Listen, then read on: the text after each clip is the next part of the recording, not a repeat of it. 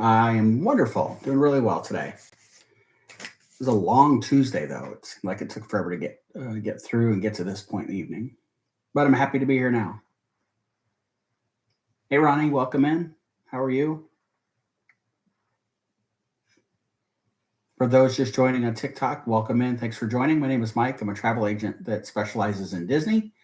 So if you're new here, we do these every Tuesday night. They are travel talk, Park Life Live podcast, if you will. I answer questions. Hey, Helen, that folks have about Disney. We talk about news and promotions, and then we end with a little fun. And tonight we're going to do the ABCs of Disney. I've got 4 different Disney categories, and we'll see if we can find a word in that category from A through Z on it. So hopefully you'll stick around and have some fun with us.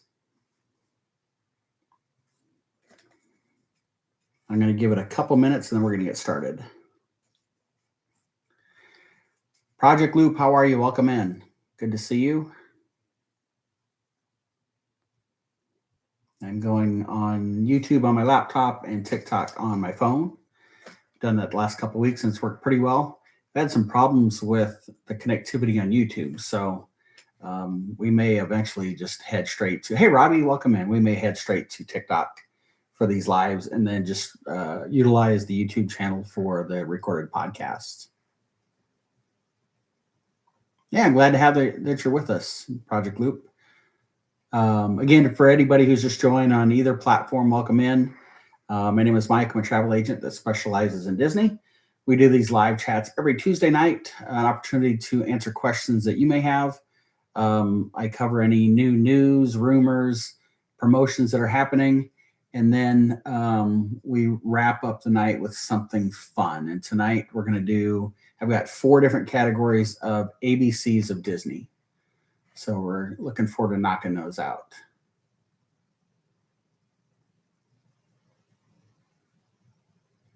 That's cool, Helen. Tanner just left to go watch the All-Star game with a friend of his. Hey, Dina, good to see you. Welcome in. Hey, Ronnie, good to see you over there too.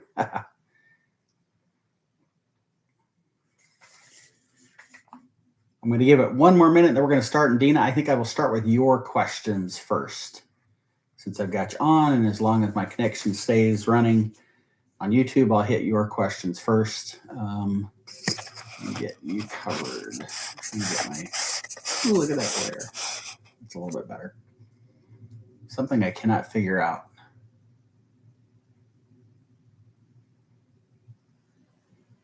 Maybe it'd just be better if I sat in the dark and seemed more mysterious.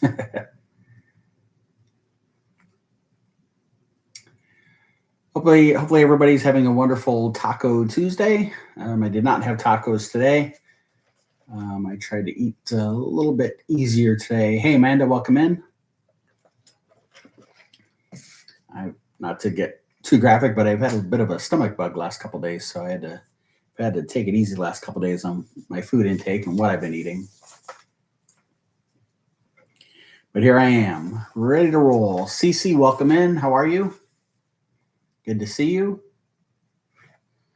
And again, I am live on YouTube on my laptop and on TikTok on my phone.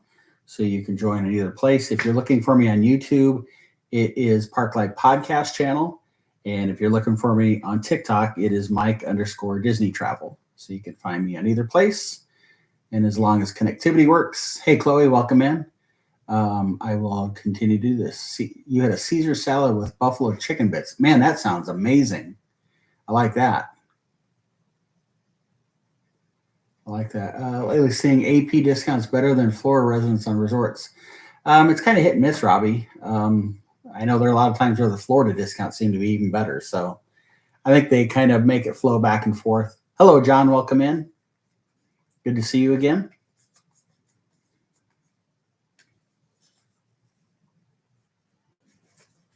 That does sound delicious, though, Jessica. I was just looking at some menus of some of the restaurants at Disney Springs earlier today, and I remember seeing one that had some buffalo chicken items on it and sounded really tasty. Had Mr. T's pierogies. That sounds good. All right, what do you say? Should we get going? We got a lot to cover here. So let's roll. So Dina, I will start with your questions first.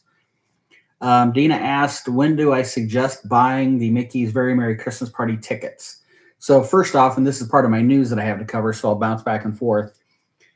Tickets for Mickey's Very Merry Christmas Party at the Magic Kingdom and Jollywood at Hollywood Studios go on sale tomorrow morning for those that are resort guests during the Christmas party dates. So if you're looking at buying either Mickey's Very Merry Christmas Party ticket or Jollywood tickets, you're staying on property, you can buy those tomorrow morning. If you're not staying on property, you're local, or you're staying off property, whatever the case may be, tickets go on sale on the 22nd. So 16th for resort guests, 22nd for non-resort guests. So we'll start there. Ashley, they don't necessarily announce what time, but it's usually around 7 a.m., 8 a.m. Eastern time. Yes, Jessica, I can absolutely buy them for you, and I'll touch base with you later on that. So when should you buy them? Suggesting when you should buy them. So first off, you can't buy them until tomorrow morning if you're staying on property. Next Tuesday, the 22nd, if you're off property. I will say this historically, and I'll actually give you information that ties to this. The very first party date and the very last party date sell out first. Hey, April, welcome in. They sell out first. Now, for those of us that are going to be there for the Park Life Party, November 13th, 14th, and 15th, the Mickey's Very Merry Christmas Party is on Friday the 14th. I don't expect that to sell out immediately. We may have a handful of weeks, but it's really a guessing game, right? Last year when we did the Dream Stream, it just happened to be that Friday that we did the Halloween party was Friday the 13th. That date sold out pretty quick because it was Friday the 13th. But I can tell you for the Halloween party this year, the very first night, I think it's the first night, and I know the last night have both sold out already. So it does go somewhat quick at times. So keep that in mind. Dina, do you need to buy them tomorrow if you're staying on property? Do you need to buy them next Tuesday when you're staying on property? Probably not, but I wouldn't wait more than a couple weeks at most, because once they're gone, they are gone. Hey, Tina, welcome in. Once they're gone, they're gone. They do not open up anymore. And I see that time and time again. People hope that they can go to the gate and find out that they're going to give them more tickets or sell more tickets, and they just don't do it. So I would tell you probably the earlier the better. Steve said put it on the card. I would say the earlier the better, but you don't have to do it immediately. For me, I'm buying mine tomorrow morning just so I know that it's done and over with and I don't have to worry about it, because there's 1,000 other things to worry about. And that's kind of how I am wired, in the sense that the things that I can control and manage, I do those as early as possible, so that the last minute things or the unexpected or the surprises, I've got more capacity on my plate, if you will, to tackle those things, because I'm not dealing with stuff that I put off till the last minute. So Dina, I don't know if that exactly answers your question, but hopefully that helps a little bit. And by the way, Dina, all three of your questions I thought were amazing questions. Not that anybody's questions aren't amazing, but I really liked they kind of all tie together with the same topic, but different angles here. So Dina's second question was, do the mini, MINNIE vans run after the Christmas party? So first, the mini vans are typically sport utility vehicles that are printed like Minnie Mouse, the red with the white polka dots. Those are basically ride share vehicles that are operated through the Lyft system. So if you're going to reserve a minivan, you need to do it through Lyft. The normal hours of operation for the minivans is 6:30 a.m. to 12:30 a.m. So those are the normal operating hours. That is always subject to change, as Lyft will tell you, but that's typically how late they operate. So the Christmas party ends at midnight. You would have roughly a half hour, potentially a little bit more if there's a long line of people that have rented those minivans through Lyft. But you probably ought to plan 12:30 as far as that last opportunity or window for renting through Lyft. And you have to go into the Lyft app to be able to rent the vehicle. So you might be cutting it close, especially knowing that the last stage show is at midnight. And so if you were to stay and watch that, you might be cutting a little close. But you do have that opportunity to rent that. I've ridden in the minivans 1 or 2 times. They're wonderful. The cast members are amazing. The ride is very comfortable. They're very engaging, but they're a little pricey. I will say that. And then Dina's last question was, are the stores still open about an hour after the party ends? And so again, the Christmas party and the Halloween party for that matter ends at midnight. Yes, typically the stores on Main Street will stay open about an hour after the official park close, as guests are milling out of the park, walking through the shops, doing last minute shopping. Inevitably, there are going to be people that party is their last day at the parks and they're heading home the next day. And so, yes, the stores will be open along Main Street for up to about an hour after official park close. So, Dina, are you good on those? And if you have any follow-up questions, by all means, shoot them in the chat here. And I'm going to scroll over here on TikTok. Jessica, you said you got your Christmas party shirts in the mail yesterday. I love that. That's awesome. Okay, Dina is good. Perfect. Okay, so since I covered some of the news I already had on my paper here, I'm going to just go ahead and stop real quick and do the rest of the news, and then I'll go to the rest of the questions asked. So in the order that I wrote these things down, I did mention this. 2 Halloween party dates have sold out already. The last one, which is Halloween itself, October 31st. And then I think it's a middle one. It's not even the first one. I think it's like something in the middle of September. It was odd to me, but it's sold out. Hi, Ava. How are you? Good to see you. I'm glad you're here with us. We're going to do ABCs. I have 4 different categories tonight. So I'm going to try to get through the questions quick so we can do all 4 of the categories. As I mentioned, Mickey's Very Merry and Jollywood tickets go on sale tomorrow for resort guests, next Tuesday for non-resort guests. Typically around 7 a.m. they will go on sale. The brand new Starlight Parade starts this coming Sunday. It's less than a week now, the 20th. I didn't even think about this until I started fooling around looking at some stuff, and it totally makes sense to me. You guys know the Festival of Fantasy Parade and the Rainy Day Parade and the cavalcades all start back in Fantasyland and make their way up by the castle and then down Main Street and go through the gate doors right by the barbershop. That's how those parades operate. Jessica, I saw your question. I'll answer in a second. For the nighttime parade, the Starlight Parade, it's going to start up at the front of the park and go in reverse order. It will go through Main Street around the castle, by the castle, and then out past Tiana's through the gates there in Frontierland. Makes total sense to me because the mass of people trying to leave the park after the parade, nighttime parade, or after the fireworks, it would be chaotic if they were all tailgating the parade as the parade was wrapping through the front of the park. So for that nighttime parade, it'll start at the front and work its way towards the back. Keep that in mind if you're going to be there, whether it's this coming Sunday or week after or in the months to come, watching the parade. If you decide to sit back by Fantasyland to watch it, you'll be waiting 15, 20 minutes before it gets to you. Jessica asked if they've released pricing on the Christmas party tickets. Unfortunately, no, they've not released the price for each of the party dates, other than the price range, which I'm going off memory, but I wanted to say it was like $169 to $229 or somewhere in that neighborhood. When they go on sale tomorrow morning, I'll know how much they are for each of the specific dates and specifically for us for our Park Life party date.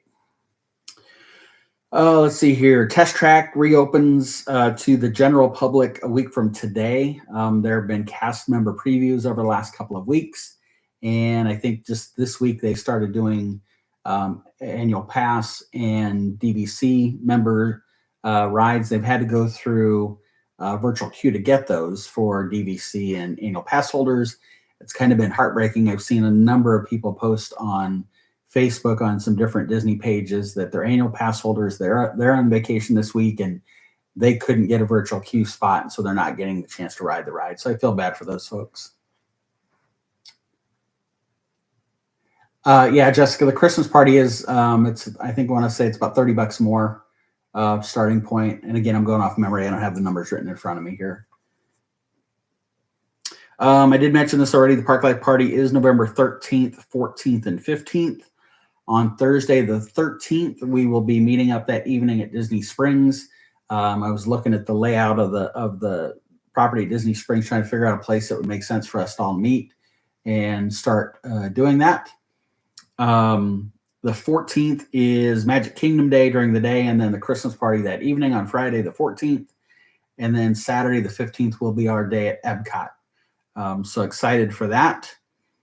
And tying in with that, Disney just announced last week a new promotion for this fall into, I call it early winter. It goes up till Christmas Day. Up to 20% off rooms October 12th through November 20th, and then November 23rd through December 25th. In addition to just that promotion, if you happen to have a package deal with tickets and you're doing 4 or more park days in your package, they are providing a dining gift card, if you will, depending upon which resort style you're at. So Value Resorts, if you have a 4-day park pass with your resort stay, it's a $50 gift card. Moderate Resorts is a $75 gift card, and then Deluxe Resorts is a $100 gift card. So again, you have to be staying on property in 4-day park pass for that add-on bonus, if you will. But the initial promotion up to 20% off rooms. If you've already booked your trip, you should call Disney ASAP to see if they still have availability in your resort and room type to get the promotion applied to your package. They do not automatically do that. That's something that you've got to call and do. If you booked through a travel agent, you need to get on the horn with your travel agent and make sure that they've done that on your behalf. If you booked with me, I've already been in contact with you, so you know whether or not we were able to apply the promotion to your resort and room category that you're booked with. Unfortunately, in some instances, the quantity was limited to virtually none. And so I know a couple of my clients, we were not able to get promotion applied. A couple of the others were able to get promotions applied. So that's why it's so important to jump on it immediately. And that's why, honestly, and Tina, I appreciate that. She said that's why you book with me. I appreciate that very much. But that's honestly a reason why you should find a travel agent that you trust and know and book through them, because like I did that morning, first thing, I was online at 6 a.m. and historically this always happens. The Disney site was down. Basically, you could get logged in, but you couldn't book a trip. You couldn't modify a trip. I was online checking every 10 minutes for about 4 hours before I was able to actually get the system to work. So if you book on your own, you're spending that time doing it. And if you book on your own and you're not aware of a promotion coming out, by the time you hear about it, they're probably sold out with those rooms. They do not open up every single room in every property for the promotions. They do limit the numbers. Helen said, you think after all these years, Disney would up their site so they don't crash? Helen, I can promise you that every single travel agent on the planet has felt that every single time. I anticipate there being some delays tomorrow morning because the Christmas party tickets go on sale. It's happened in the past. I know when Oogie Boogie tickets go on sale for Disneyland, the system goes down. It's infuriating, to be honest with you. All right, let's hit other questions. Cece, are you still with me?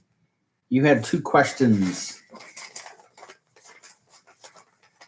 Give me a thumbs up or something if you're still on with me. Oh, Jessica, I'm sorry to hear that. Yeah, summer is going quick.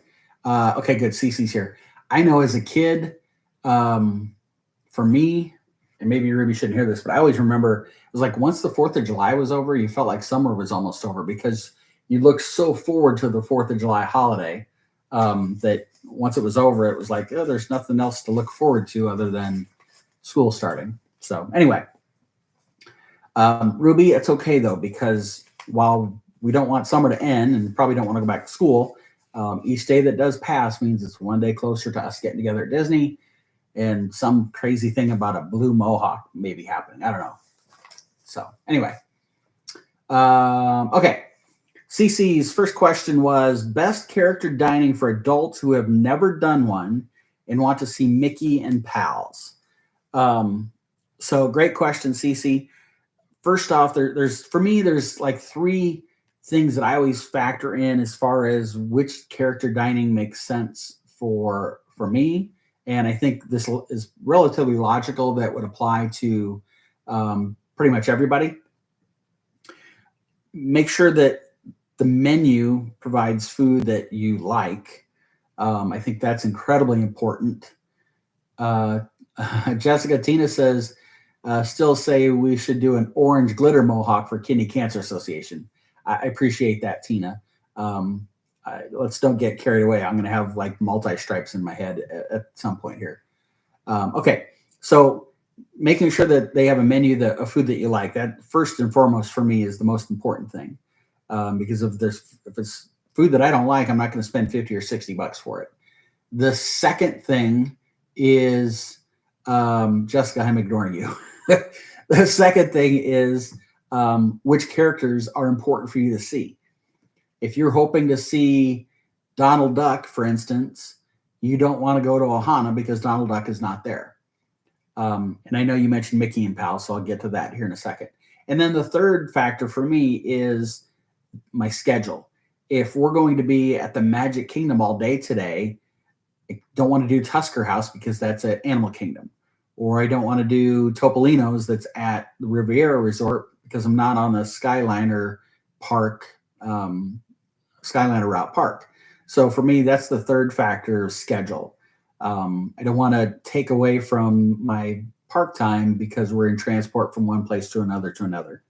So those are the three things I always factor in, CC, when I start thinking about character dining restaurants that I want to do.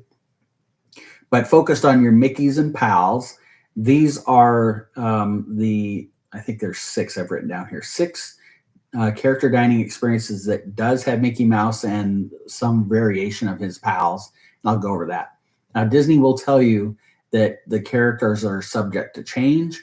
But the ones I'm going to mention here have been the ones that have been at each one of these places for about as long as I can remember. The first one is Chef Mickey, and we were just there. My family was there. We did breakfast at Chef Mickey's. Gosh, it's been, holy cow, it's been a month and a half ago already. That is the character dining experience that's inside the Contemporary Resort. That's the resort that the monorail goes straight through, which is always fun, especially if you've got littles with you. Little Briggs really enjoyed that, riding in the monorail. At Chef Mickey's, you will have Mickey Mouse, Minnie Mouse, Goofy, Donald, and Daisy. I want to call that out. 5. There are no other character dining experiences that I know of with Mickey Mouse that have 5. All the others have 4.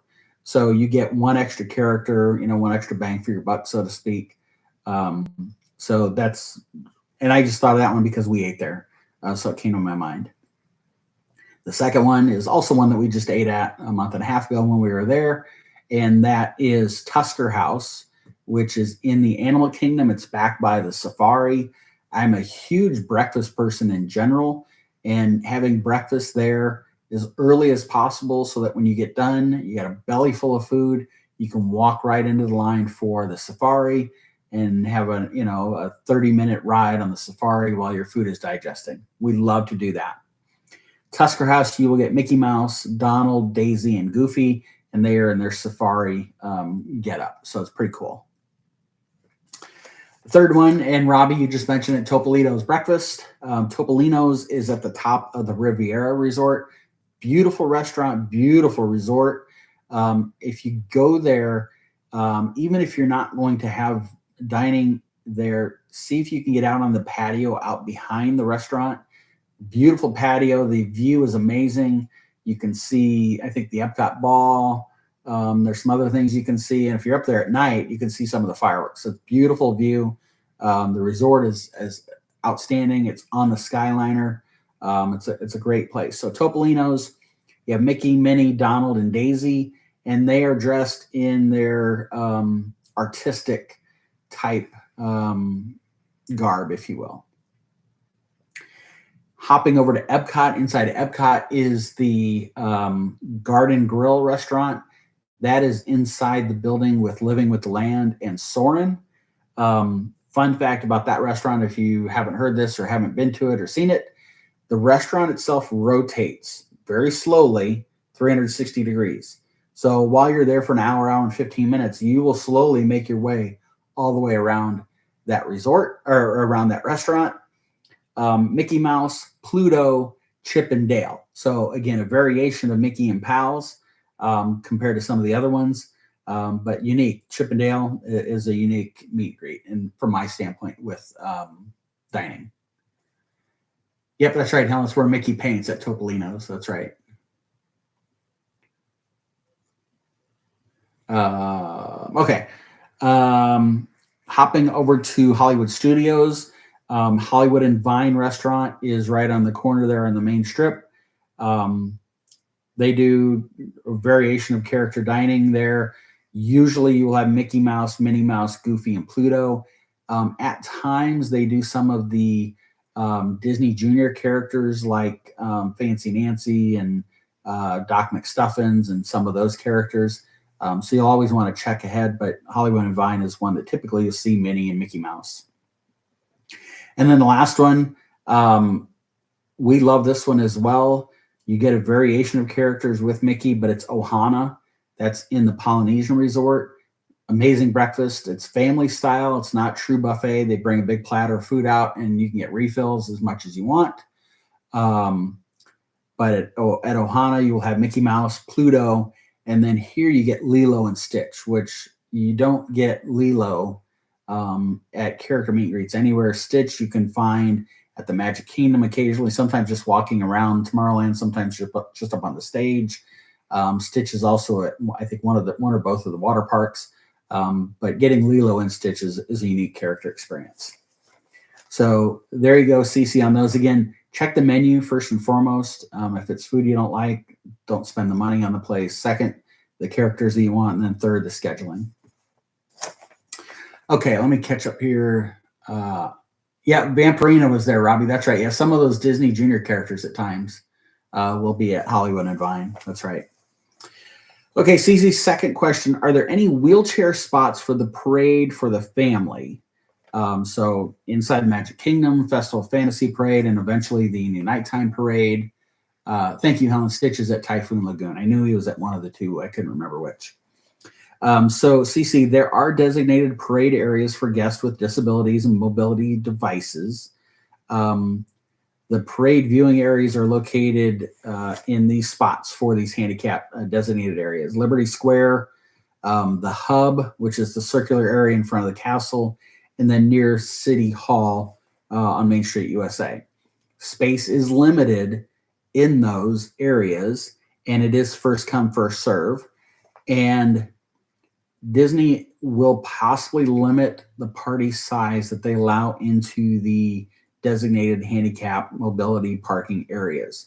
So if you're with a group of 8 or 10, they may only let half of you in to sit there and the other half would have to sit somewhere else. So keep that in mind. I can tell you when we were there a month and a half ago, my mom was in a scooter. So we had that. We had Briggs in a stroller. We just found a spot, wasn't designated for handicap. We just found a spot on the parade route. It was in Fantasyland, past Pecos Bills, approaching the Liberty Tree Tavern restaurant there. We just found a spot there. Mom pulled up the scooter right to the tape. We pulled up the stroller right to the tape, and the rest of us sat on the ground right in front of the tape, and it worked out perfectly. Tina asked if they're still doing the promotion where they get water park first day. Yes, Tina. So for all of 2025 bookings, if you're staying on property, your check-in date, you get free admission to the water parks. Right now, both water parks are open, but eventually they'll be closing one down and just operating one while the other one goes through refurbishment. In 2026, they are doing the promotion for free water park on entry on your check-in date in the summer. They've not designated the specific dates, but in summer, they will have free water park. So there's that. Perfect. Okay. Cece, are you good on the wheelchair parade question?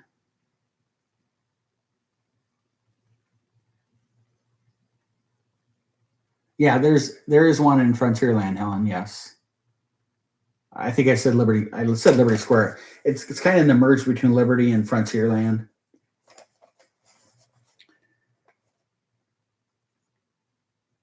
Checking to see if Cece's going to give me a thumbs up here. Otherwise, we'll jump to her last question here shortly. Actually, that was her last question. Okay. Cece, if you have any other questions, let me know. Jessica, you're up next. And then we're doing our game. Jessica asked, her first question was, what special requests can you make for your resort trip? And I know you had some other comments in there about not being annoying or a pain in the rear to the cast member, what have you. These are the ones that off the top of my head I came up with, Jessica. Hopefully it'll help. First off, celebration buttons. If you booked with a travel agent, have your travel agent call and let them know what you're celebrating. I can promise you that there's already a note on your reservation for Ruby's birthday. So they should have a birthday button when you check in. I can tell you though, it doesn't always happen. We had those notes on our reservation for birthdays and first visit for Briggs, and the buttons weren't waiting for us. So we just gently reminded them and they got them out and did them for us. It was perfect. Not a problem.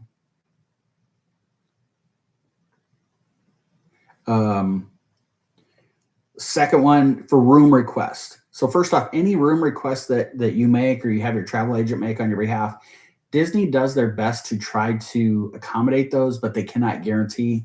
You can imagine with the tens of thousands or hundreds of thousands of people that they've got in all of their 20 some resorts, that it can be challenging with people checking in, checking out, and what have you. But they will try to do their best. You could ask for location. You can ask for a specific building. They, again, won't always accommodate. Some of the buildings are designated for preferred stays versus the standard resort stays. So you can do that. You can request a specific floor. And this is a really good one. If you're staying at the Caribbean Beach Resort, they do not have elevators. So if you've got somebody in a scooter or even a little one in a stroller that you know is going to be sacked out in that stroller when you get back at the end of the evening, ask for a first floor room. They will do their best to accommodate those things. And then any specific type, if you're looking for a specific, like All-Star Sports, if we wanted to stay in one of the baseball buildings, for instance, we might ask for that type of room. Again, they'll do their best, but they can't guarantee. If you need a crib or a pack and play, that's a request you can make. Again, they have limited quantities, but they do their absolute best to accommodate. We asked for pack and play for Briggs, and they had it in the room. Good to go. A lot of times you may get there, check in, get your room, and it's not there. You just need to call back down and remind them that you made that request, and they'll get it up to your room without a problem.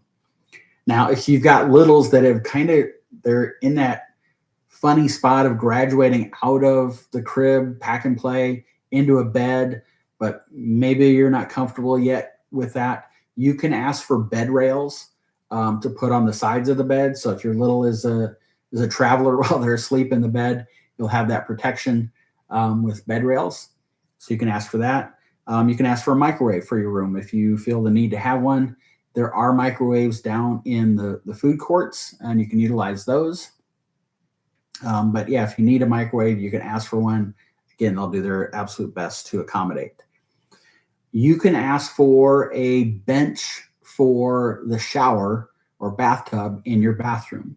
I know some folks that They aren't necessarily mobility challenged from the standpoint of needing a scooter, that sort of thing, but whatever condition that they can sometimes struggle with, it makes it hard for them to stand in the shower for any length of time. And so you can request a bench and they can put that in so that that person can sit down during their shower. Works out great. I've had guests that I've done that for, and it's worked well for them.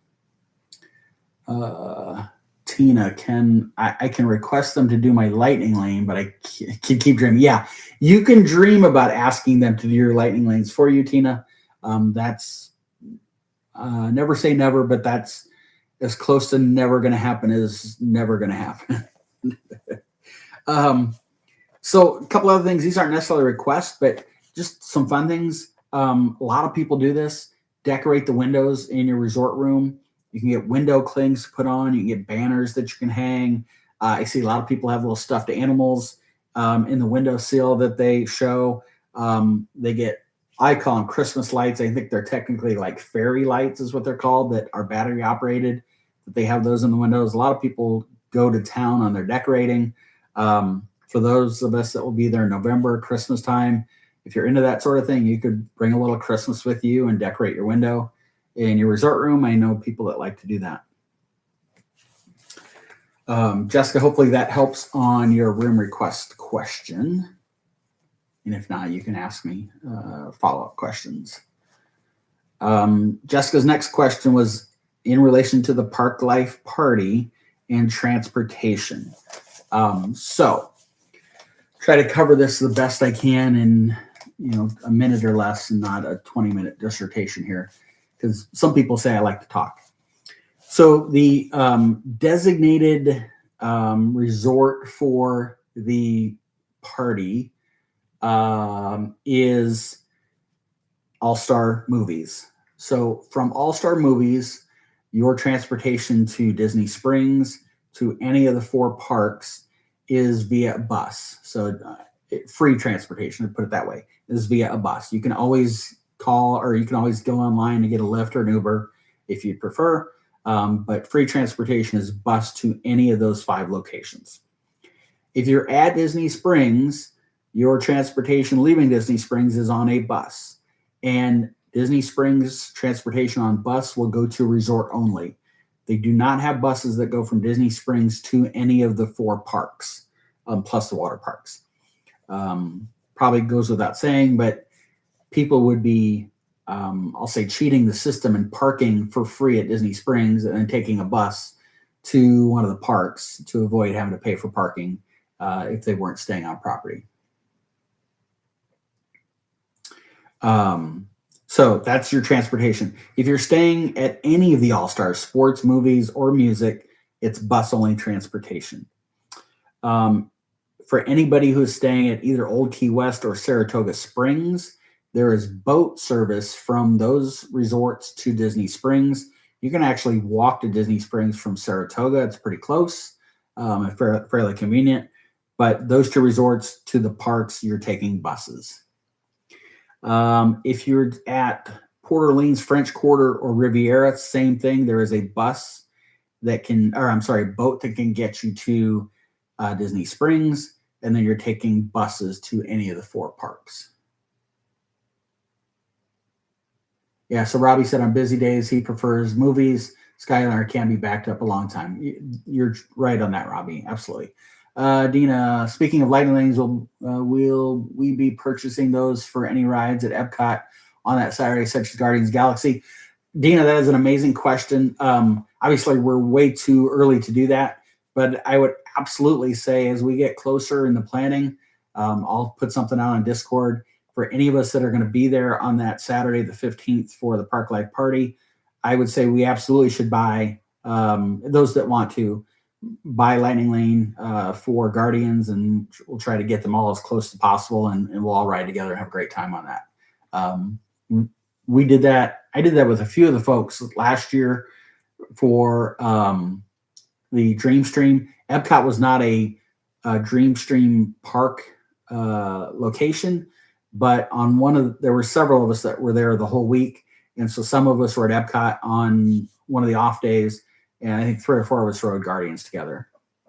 So I'd love to do that. Absolutely. That's a great suggestion. Thanks for that, Dina. Let's see here. So Port Orleans, French Quarter Riviera, bus to the parks, boat to Disney Springs. And then if you happen to be staying at Pop Century, Art of Animation, Caribbean Beach Resort, Riviera, Yacht Club, Beach Club, Boardwalk, you have the Skyliner to Epcot. Well, beach, yacht, and boardwalk, you're walking to Epcot, but you've got the Skyliner to Hollywood Studios, and then Pop, Art of Animation, Caribbean, and Riviera, you've got Skyliner to Hollywood as well as to Epcot. I'm a massive fan of the Skyliner. I think it's a great mode of transportation. I know Robbie said that the lines can be pretty long at times, and you're right. First thing in the morning, lines really long. Immediately after Luminous, lines are really long, but they do move pretty quickly. Jessica, I think a lot of us would like to live at the boardwalk. So Jessica's next question, I love this question. Stroller options if you don't fly with a stroller. So you're flying into Orlando and you're not bringing your stroller with you. You can rent strollers inside the parks at any of the 4 parks. A stroller rental is $15 per day. If you need a double stroller, it's $31 per day. Now you can rent one for the length of your stay, and it makes it a little bit cheaper. If you do length of stay, it's $13 per day for a single, $27 for a double. The strollers, when you rent them in the parks, stay in the parks. So your little is either being carried through your resort onto the bus, through the turnstiles at the Magic Kingdom, and I'll just stay with Magic Kingdom for this example. You walk in underneath the train station, that's where the rental station is, get the stroller, and your little one is riding the stroller for the length of stay in the park that day, and then they're walking or being carried as you leave the park back on the bus, back to your resort, back to your room. So keep that in mind. If you were looking, let me say one other thing. The stroller rental, they are limited. When they're gone, they're gone. Same thing with wheelchairs, same things with scooters inside the parks. If you plan to rent any of those, if you're not arriving to the park early, and when I say early, I don't mean 7:30 rope drop kind of thing, but if you're not a morning person and you're going to stroll in at 11 a.m., you may not get a stroller. You may not get a scooter or a wheelchair. So just keep that in mind. If you're looking to have a stroller for your little for the entire length of your stay, not just inside the parks, there are a number of third-party companies that you can rent strollers from. You can rent scooters. You can rent wheelchairs from. I'm going to rattle off 4 different companies. Kingdom Strollers, Orlando Strollers, Magic Strollers, and Scooter Bug. I am not affiliated with any of them. I have nothing bad to say about any of them, but we rented our scooter for my mom through Scooter Bug. I know Tina, who's on the YouTube chat, she rented through Scooter Bug, had a great experience. We had a great experience. The biggest difference, the prices are about the same. Let me just say that. $1 here, $1 there, pretty close. The biggest difference, Scooter Bug is considered Disney's preferred vendor. And as such, they are the only vendor that Disney has said they can drop off the unit, wheelchair, scooter, or stroller at your resort without you being there to receive it from the rental company. So when I booked the scooter for my mom, I indicated the date we were arriving, the approximate time we would be there, and same thing, the date we were leaving, the approximate time that we would be leaving.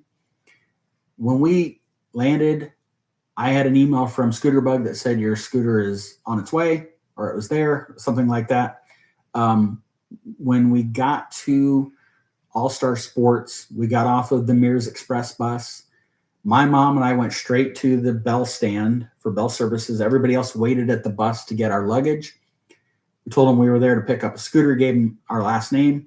They went in the back. They came right out with the scooter. It was right there. She was on the scooter and rolling inside the resort before we had our luggage off the bus. So very convenient. And same thing on the day you leave it.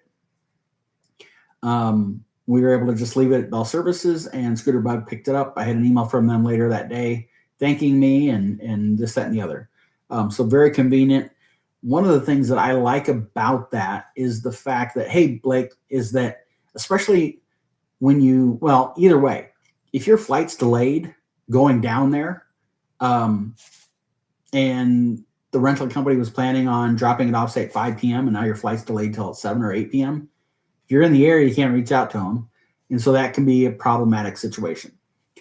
Coming home, if there's a flight change and maybe your flight is now moved up earlier, you were already flying out in the morning, and it's 6:30 in the morning, there's nobody at those scooter companies answering your phone call at 6:30 in the morning and say, hey, I need to move up my pickup.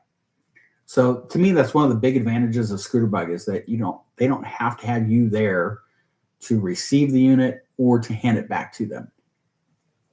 The third thing that I would mention is, and frankly, I think we did this almost with every one of our trips with the boys, and we did it with Briggs. We brought our own stroller.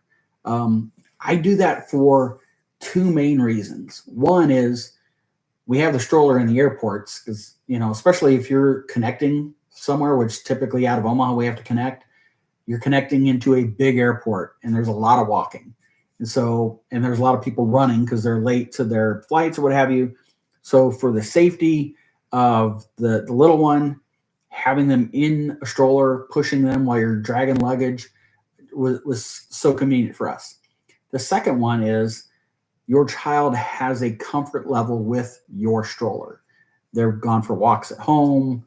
You've taken it on vacation, other places. So they're familiar with it, which can be a huge advantage when you hit the middle of the afternoon and it's nap time for them. If they're sitting in the Disney stroller, they may not be comfortable. It's not familiar to them, and they won't fall asleep. And then you won't have a good afternoon. But if they're in their own stroller, comfortable with it, familiar with it, they'll take a nap. Briggs conked out several times in our stroller because he was comfortable and used to it. So, and you save the money on rental. Hopefully that helps, Jessica. And let's see here, your last question, and then we're doing our ABCs. How can you prepare for adverse weather? So for those of us that are going to be down there in November, it's technically still hurricane season. I almost said Halloween season. It's still hurricane season. Hurricane season runs June 1st through November 30th. Here's the best I can tell you when it comes to that. And I can tell you this for all 12 months out of the year. Watch local forecasts leading up to the trip. Now, I have Bay Lake is the town that I put into my Weather Channel app to follow for weather on the Weather Channel. But finding a local Orlando station, you might get a little more accuracy with the forecast. One thing I would caution, though, is Orlando itself is about 20 miles from Disney World. And that may not sound like a lot, but heck, I've been there before where it is pouring at Epcot and there's not a drop of rain at Magic Kingdom. So that's how random it can be. So watch forecasts leading up to the trip. You can get a pretty good sense of temperatures, highs and lows, especially in November because it'll start to cool off in the evenings. Plan for rain. It's Florida. It will typically rain. When we were there at the end of May, beginning of June, it rained a couple times, nothing horrible. So we had rain ponchos with us. Pack Ziploc bags, the gallon-size Ziploc bags, so that when it stops raining and you take your poncho off, you can put it in a Ziploc bag and stuff it in your backpack or park bag, whatever, and then everything else in the park bag's not getting wet. We also brought umbrellas, and if I was good at this, I would have brought one in here with me. Small, seriously, like maybe 12-inch long travel umbrellas. Each adult had one with them in case it rained. Wear clothing that is quick dry. I'm wearing jeans right now. It makes me think of this. If I had a pair of jeans on at Disney and it rained, I'd be miserable because my jeans would take forever to dry. Bring an extra Ziploc bag for electronics, whether it's your cell phone. If you have charging batteries for your cell phone, you can make sure that those electronics stay dry. Make sure you have a stroller cover. It's great that you have an umbrella for you or a poncho for you, and if your little's sitting in that stroller and there's no cover, your little's getting wet, at least from the waist down.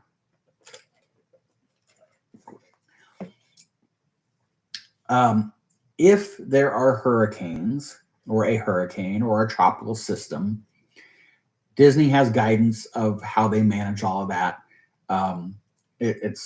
We could talk in generality right now, but until we get closer to the trip, it doesn't make a lot of sense to cover it too much. But if there's tropical weather that's planning to hit Florida, they're in a hurricane watch.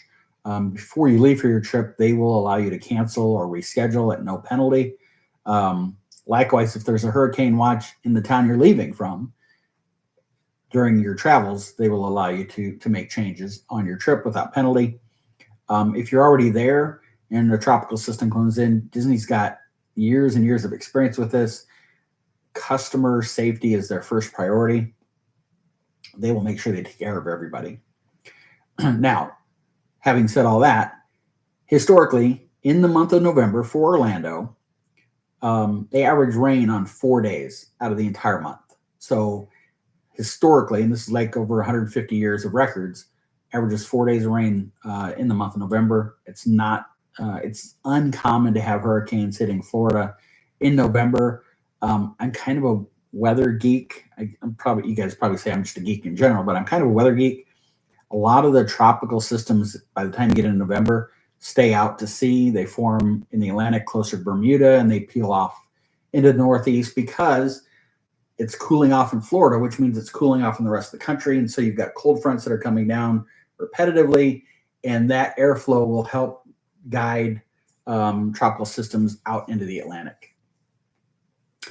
Average high for the month of November, obviously earlier in the month it's going to be warmer, later in the month cooler, but the average high for all 30 days combined is 79, an average low of 57. So for those of us that were at Dreamstream last year in September, it was more like 97, not 79. It's going to feel amazing.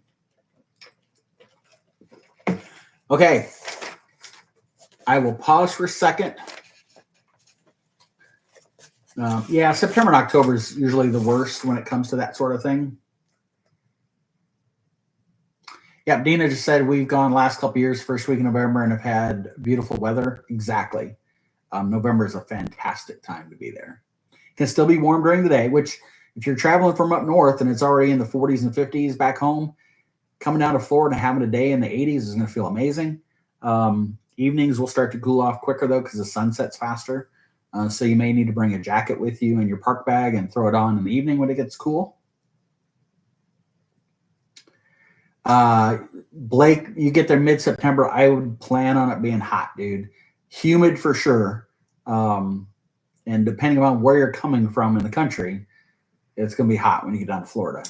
And man, I tell you, there's nothing like your plane lands, it taxis, it pulls up to the gate. You sit there for a couple minutes while they get the jet bridge over.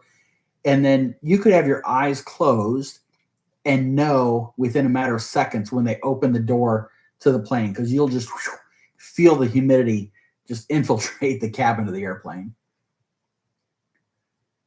A little excited for it. Yeah. It won't be cold. So, Jessica, I always love it when the folks that live in Florida say it's cold because it's, 65 degrees out. But anyway. You guys ready for ABCs? If you're with me and you've never been with me when we've done this before, I have a category, a Disney category, and then we'll say, all right, letter A, and everybody can chime in with their answer for a word that begins with that letter that ties into the category. So I've got 4 different categories. We'll see how fast we can get through these. And see if we can do all 4. If not, we'll carry a couple of them to next week. Tina and Ava, are you guys ready? I know last time when Ava was with us, she played.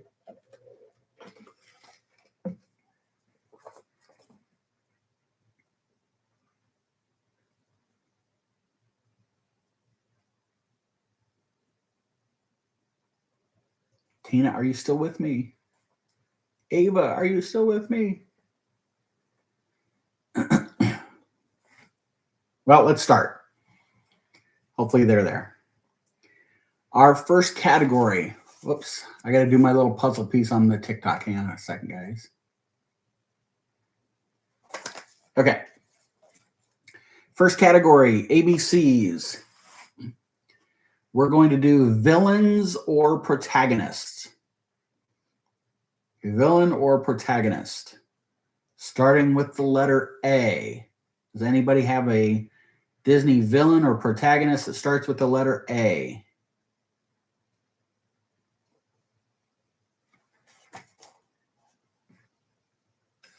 I think I lost Tina. She hasn't commented back on YouTube yet.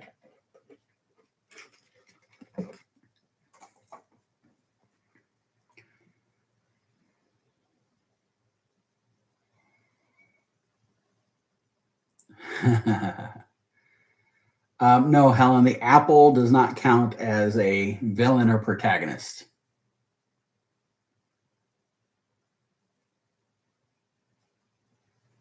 I will be honest with you. I did not have one, so I had to search for one. And so my searched answer for villains or protagonist was a character named Amos Slade, which is from the movie Fox and the Hound. I have to go back and look at that movie to see that.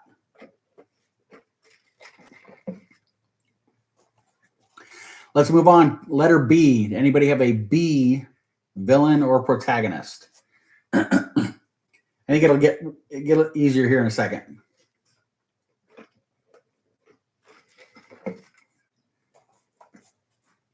Helen, I haven't seen Fox and the Hound in a long time either. Jessica says the Brer. So the answer I had was, whoops. Big Bad Wolf, says Cece. I like that. That's good. I like that one. Big Bad Wolf. Bellwether in Zootopia is a villain or protagonist. I'll just say villain from now on. I think we know it's villain or protagonist. All right, let's go on to letter C. Anybody got a villain that starts with the letter C? I think this one should be easier. Disney X says Cruella. Jessica says Captain Hook. Helen says Cruella. Blake said Cruella. Cece, love it. She said Cad Bane from Star Wars. Dita says Captain Hook. Cece, I can always count on you for Disney. Love it. Cruella. Cruella is who I had written down.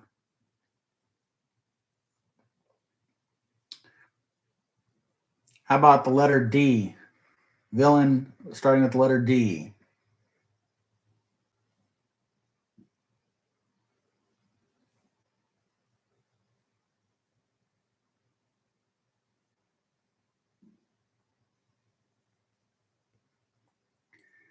Jessica says Drusilla. Oh, Tina. Well, Tina and Ava, you should both be playing. We're doing ABC's villains or protagonist. And we are at the letter D, as in David, or if you're Cecilia, letter D, as in Darth Maul. Dina says Dr. Facilier, and that's who I had written down, Dina. Helen said, I'm going to go out on a limb and say there's probably a doctor or somebody. Exactly. So, Tina, it's villains.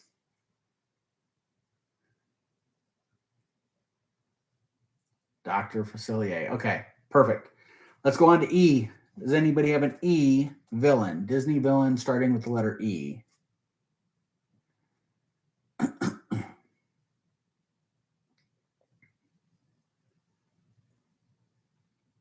Helen, that would work if you had Facilier for your F.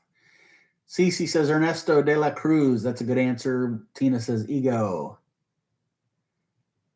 Jessica said it may have blocked. Yes. Okay. Jessica said the Evil Queen. That's what I had written down for mine was Evil Queen. So I may not have liked the word evil. Yep, that's fine. All right, let's go on. Letter Evil Queen, says Dina. Yes. Let's go to the letter F. F is in Frank. I will be honest, I do not have an answer for F. So if any of you can come up with one, kudos. I would say you're smarter than me, but let's be honest, we all know that's the case. C says Froyo. Tina cheats and says Facilier.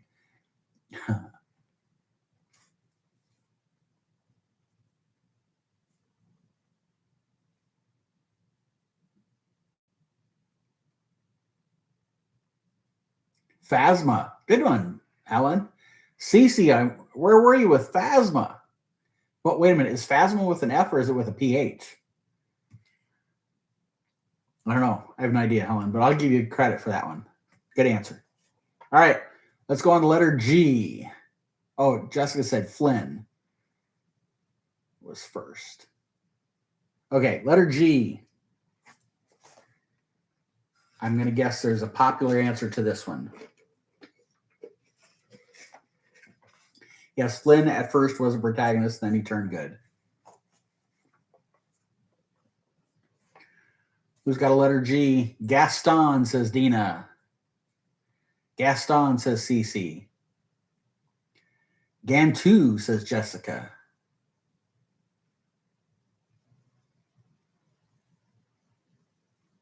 Anybody else with a guess?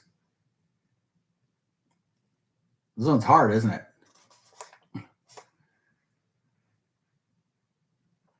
All right, I had Gaston as mine. Let's go on letter H. Anybody have an H? Villain.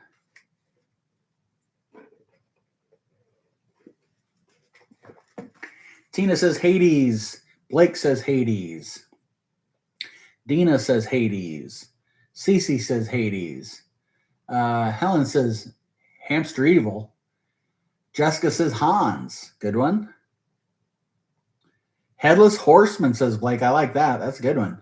Double H. Hopper, says Jessica. Now, Helen, you can't say Stitch for H.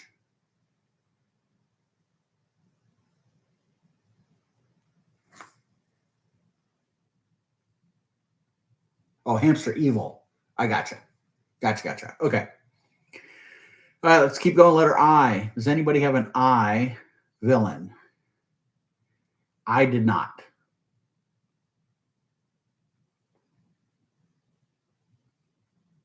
Ichabod, says Tina. Very good.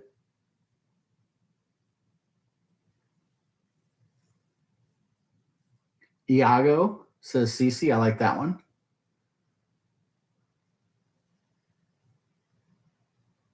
Hey, Katie, how are you? We are playing ABC's Disney villain style. We are on letter I for villains. We're getting ready to move on to letter J. Do you have a villain, Disney villain that starts with the letter J? Tina says Jafar. Jafar. Ronnie chimes in with an answer. Yay, Ronnie. Jabba the Hutt, says Blake. Jafar, says Dina. Good one, Blake. Cece's probably going to be hollering at you for stealing her answers.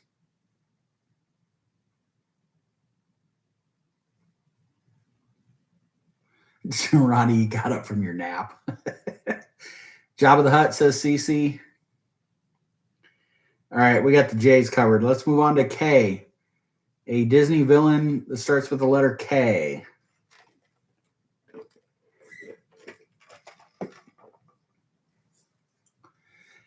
Blake says Ka from Jungle Book. Kylo Ren, says Cece. Well done. Would expect nothing less, Cece. Blake, I had Ka for mine as well. Tina says Ka. Kylo Ren, says Katie. Yeah, well, it's not an easy one. I knew what you meant, Katie. I got you, Kylo Ren. If they were easy, though, it wouldn't be any fun, Helen. Let's go. Letter L. Your villain, starting with the letter L.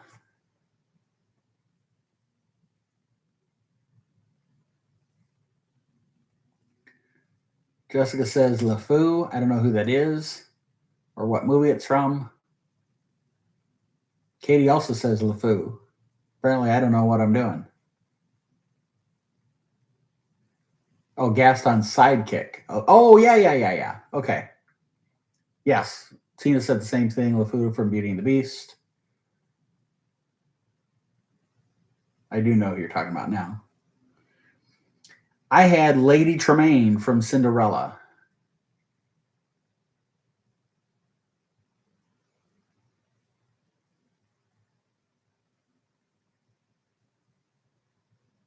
All right, let's keep going. M. I would assume most of us are going to say the same one for M. Thanks, Helen. Jessica added Locke from Nightmare Before Christmas. Disney said Maleficent. So did Tina. Tina then had to add the Mistress of Darkness.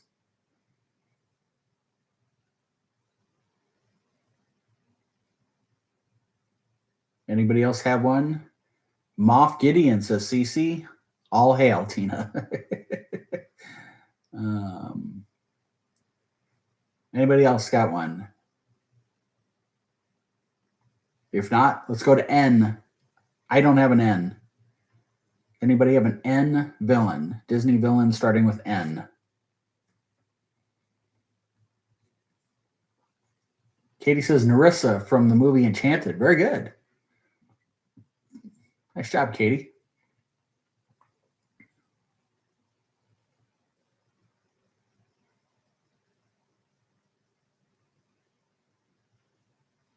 Anybody else? Going once, going twice. Let's move on to O. A villain that starts with O.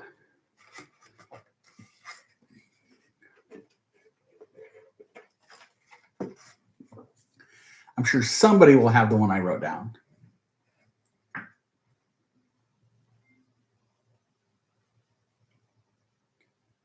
I understand, Helen. You got priorities. Helen, we are on letter O. Nobody so far has a letter O Disney villain or antagonist.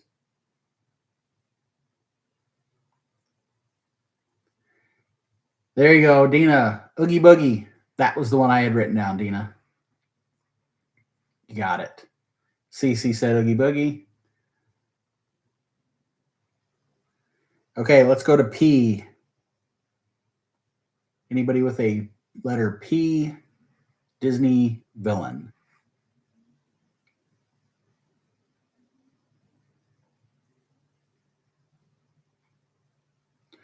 Wolf says Pete. Katie said Pete. Cece says Palpatine. Love it, Cece.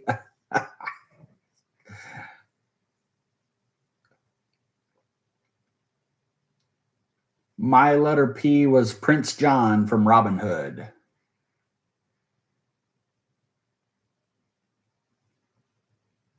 How about Q?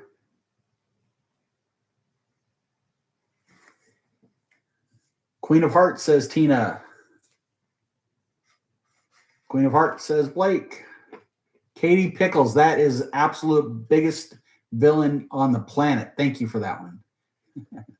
Helen says Queen of Hearts. Queen of Hearts says Cece. And Dina. Queen of Hearts it is. That's what I had written down. Let's go to the letter R.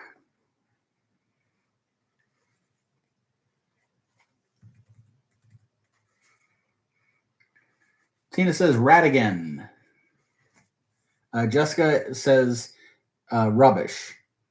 She said pickles are grand, which is rubbish, which fits in because we're on the letter R. Blake says Randall. Nice one. I like that, Blake. That's a really good one.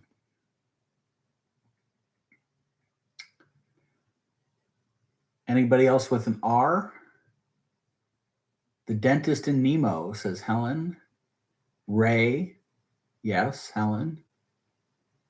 Hey, Shannon, welcome in. We're playing Disney ABCs. We're doing villains. We're on the letter R.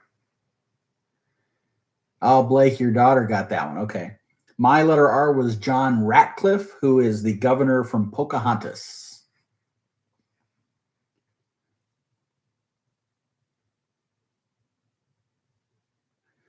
Okay, Helen is excited about her letter S, so let's get to it. Letter S, villain. Tina says star, S-T-A-R. Dina says scar. Helen says the seagulls from Finding Nemo. Katie says scar. Shannon says scar.